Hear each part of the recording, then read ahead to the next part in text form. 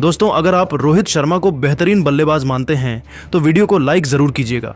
जी हां दोस्तों, आज इंदौर के होलकर क्रिकेट स्टेडियम में भारत और न्यूजीलैंड के बीच खेले जा रहे आखिरी निर्णायक वनडे मैच में रोहित शर्मा ने ऐसा तूफान मचाया कि शुरुआती ओवरों से ही ऐसा तूफान खड़ा किया कि न्यूजीलैंड के गेंदबाज कुछ ही देर में पूरी तरह भटक गए।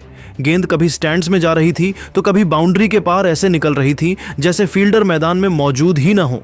दूसरी ओर विराट कोहली भी अलग ही लय में दिखे। उनकी आंखों में गजब की भूख थी और हर शॉट में आत्मविश्वास झलक रहा था। कीवी गेंदबाजों ने हर मुमकिन कोशिश की, लाइन बदली, लेंथ बदली, स्पीड बदली, लेकिन भारतीय बल्लेबाजों के सामने उनकी सारी योजनाएं बेकार साबित हुईं। जैसे जैसे ओवर बीतते गए, भारत की पारी और खतरनाक होती चली गई। रोहित का शतक सिर्फ आंकड़ों की कहानी नहीं था, बल्कि यह एक सीधा संदेश था कि इस मैदान पर आज टीम इंडिया का ही राज चलने वाला है। तो दोस्तों, इस वीडियो में हम आपको दिखाएंगे रोहित शर्मा के इस तूफान की पूरी कहानी। किस गेंदबाज को सबसे ज्यादा निशाना बनाया, कौन से शॉट्स ने मैच का रुख बदला और कैसे भारत ने शुरुआत से ही दबदबा बना लिया। कमेंट में बताइए, क्या यह रोहित शर्मा की सबसे खतरनाक पारियों में से एक थी? और अगर आप टीम इंडिया के फैन हैं तो लाइक और शेयर करना ना भूलें।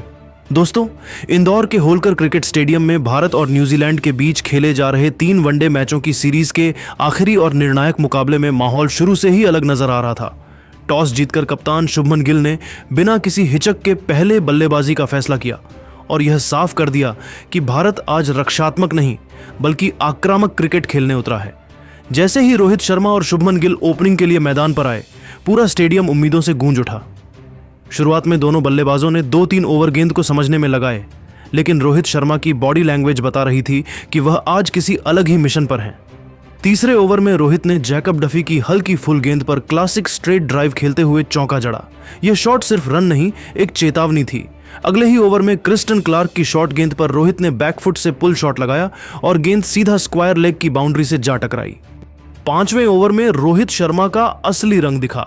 टिकनर की गेंद पर पहले उन्होंने मिड विकेट के ऊपर से शानदार छक्का लगाया और अगली ही गेंद को फ्लिक करते हुए 4 रन बटोर ली।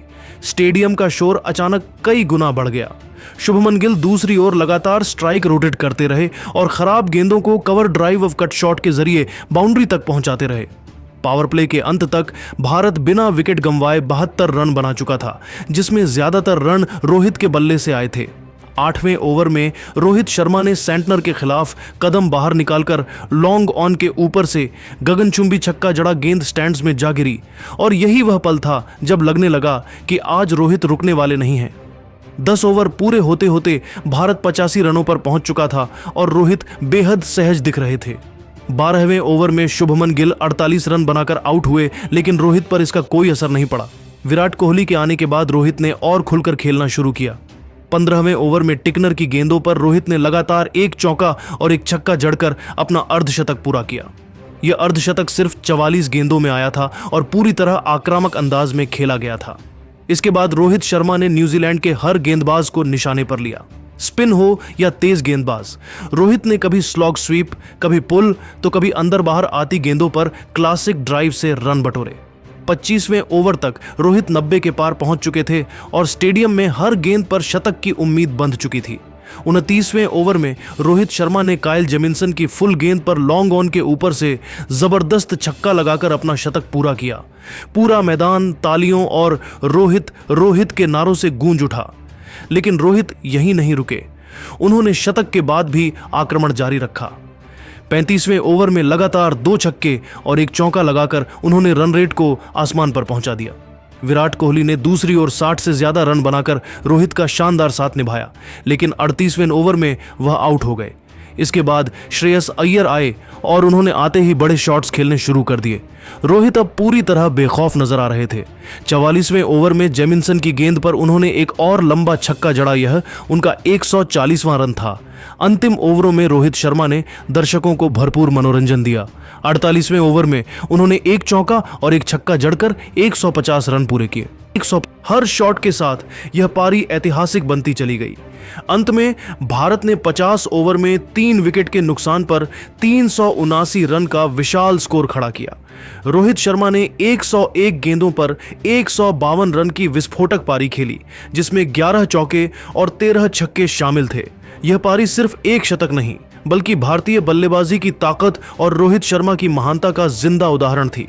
380 रनों के विशाल लक्ष्य का पीछा करने उतरी न्यूजीलैंड की टीम ने शुरुआत में संभल कर खेलने की कोशिश जरूर की, लेकिन भारतीय गेंदबाजों की सटीक योजना और लगातार दबाव ने कीवी बल्लेबाजों को खुलकर खेलने का मौका ही नहीं दिया। डेवोन कॉनवे और हेनरी निकोल्स ने पहले कुछ ओवरों में नई गेंद को सम्मान दिया और जोखिम से बचते हुए रन बटोरने की कोशिश की। हालांकि मोहम्मद सिराज की स्विंग और उछाल ने शुरू से ही बल्लेबाजों को असहज रखा। छठे ओवर में भारत को पहली सफलता मिली जब सिराज की बाहर जाती गेंद पर कॉनवे ड्राइव करने के चक्कर में बल्ले का किनारा दे बैठे और स्लिप में कैच आउट हो गए। कॉनवे 19 गेंदों पर 14 रन बनाकर पवेलियन लौटे।